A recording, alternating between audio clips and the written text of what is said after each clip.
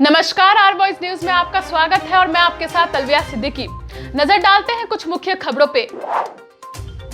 बंगाल में कोरोना संक्रमण की तीसरी लहर से निपटने के लिए सरकार ने तैयारी तेज कर दी है।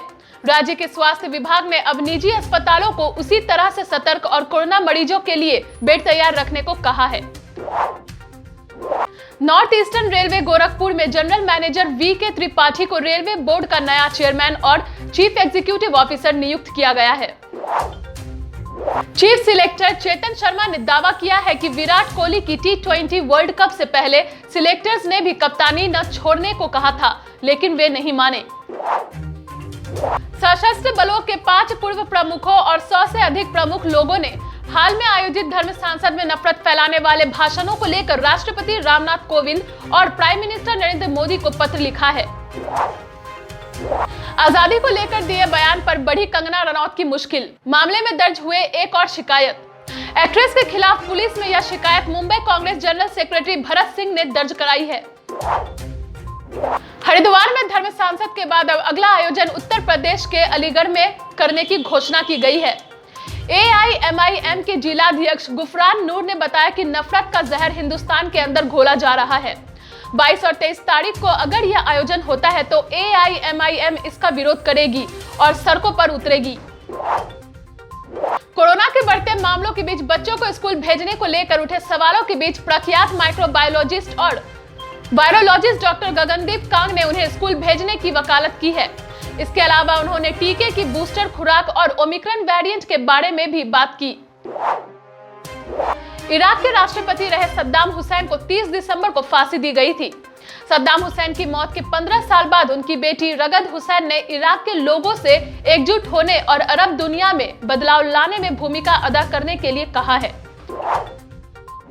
जम्मू कश्मीर स्थित माता वैष्णो देवी मंदिर के परिसर में नए साल के दिन श्रद्धालुओं की भारी भीड़ के कारण भगदड़ में 13 लोगों की मौत हुई है और 20 लोग जख्मी बताए जा रहे हैं।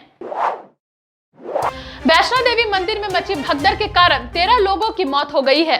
प्रधानमंत्री नरेंद्र मोदी ने इस हादसे पर दुख जताया है। प्रधानमंत्री राष्ट्रीय राहत कोष की तरफ से मरने वालों के परिजनों को 2 लाख रुपए देने का ऐलान किया गया है। कल यानी 2 जनवरी को प्राइम मिनिस्टर नरेंद्र मोदी आएंगे मेरठ। मेजर धन्यवाद खेल विश्वविद्यालय का करेंगे शिलान्यास। जम्मू कश्मीर LG की तरफ से वैष्णो देवी मंदिर में मची भगदड़ के कारण हुए हादसे में जान गंवाने वाले लोगों के परिवार वालों को 10 लाख रुपए देने की घोषणा की गई है। 24 घंटे में मिले कोरोना के 22,000 से ज्यादा केस। यह एक दिन पहले से 35% ज्यादा है। भारत में ओमिक्रॉन के अब तक 1502 मामले सामने आ चुके हैं। माता वैष्णो देवी भवन में मची भगदड़ की वजह गृह राज्य मंत्री नित्यानंद राय ने बताया। उन्होंने कहा कि ढलान पर खड़े 2 श्रद्धालुओं के बीच किसी बात को लेकर बहस हो गई, जिससे उन्होंने एक दूसरे को धक्का दे दिया और इसी के बाद भगदड़ मच गई। सबसे ज्यादा बढ़ी अडानी की दौलत। भारतीय अरबपतियों में गौतम अडानी ने 2021 में सबसे ज्यादा 41.5 बिलियन डॉलर की कमाई की। गौतम अडानी ने रिकॉर्ड तेजी से कमाई की और एक समय तो एशिया के सबसे अमीर व्यक्ति मुकेश अंबानी को पीछे छोड़ने की कगार पर पहुंच गए। गोवा में क्रिस्टियानो रोनाल्डो की पीतल की एक बड़ी प्रतिमा लगाने पर भड़के लोगों ने जमकर किया विरोध प्रदर्शन। इस मूर्ति का वजन 410 किलोग्राम है। डॉक्टर राम मनोहर लोहिया यूनिवर्सिटी अयोध्या से MSc कर रहा छात्र अपने साथियों के साथ सोशल मीडिया के जरिए लोगों से पैसा ऐंठता था। छात्रों ने YouTube से सीखी थी हैकिंग और अपने रिश्तेदारों से ही ऐंठने लगे पैसा। पुलिस ने MSc स्टूडेंट समेत 3 आरोपियों को गिरफ्तार किया। देवास के नेमावड़ में 6 महीने पहले प्रेमिका, उसकी मां, बहन समेत 5 की हत्या में CBI जांच होने जा रही है। इस परिवार की एकमात्र जीवित बची सदस्य भारती कासडे है, जिसने सरकार को चैलेंज किया है। उसने इंसाफ के लिए न्याय यात्रा निकालने का फैसला किया है। भारती कासडे ने कहा कि मैं न्याय यात्रा की ओर कदम बढ़ाने के बाद किसी सूरत में पीछे नहीं हटूंगी। वारदात के बाद से मुझे कई बार धमकियां मिली है। सरकार कितना भी डराए, मैं पीछे नहीं हटूंगी और न्याय यात्रा निकाल कर ही रहूंगी।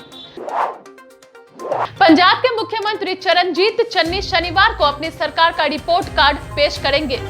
साल के पहले दिन वे अपनी सरकार की उपलब्धियों की जानकारी देंगे। साल 2021 के आखिरी दिन देश में कोरोना के 22,775 केस दर्ज किए गए और संक्रमण से 406 मौतें हुई। एक्टिव केसों की संख्या फिलहाल 1.4 लाख है। पिकनिक मनाने कोलकाता से नेतरहाट जा रहे लोगों की कार लोहरदगा के पास दुर्घटनाग्रस्त हो गई। अनियंत्रित कार कोटा मोड़ के पास एक घर में घुस गई, जिससे एक बच्ची की मौत मौके पर ही हो गई। इस हादसे में 3 महिला भी गंभीर रूप से घायल हो गई है। शासन ने देर रात लखनऊ, बरेली और वाराणसी जोन के एडीजी समेत 8 आईपीएस अफसरों के तबादले कर दिए। राम कुमार को वाराणसी जोन नियुक्त किया गया है। चास स्थित आईटीआई मोड़ के समक्ष सीआरपीएफ 26 बटालियन कैंप में 54वां स्थापना दिवस मनाते हुए रक्तदान शिविर का आयोजन किया गया, जहां पर जवानों ने रक्तदान किया। वित्त मंत्रालय ने शुक्रवार को कहा कि जिन हवाई यात्राओं का खर्च सरकार वहन करती है, उन सभी के लिए 3 एजेंटों Balmer Lawrie, Ashok travels and tours और आईआरसीटीसी में से ही किसी एक से टिकट खरीदे जाएंगे। ऐसे ही विशेष खबरों के साथ हम आपसे जुड़े रहेंगे। देखते रहिए आर वॉइस न्यूज, सिर्फ सोशल मीडिया प्लेटफॉर्म्स पे ही नहीं, अब टीवी पे भी। हैथवे कनेक्शन के चैनल नंबर 877 पे। धन्यवाद।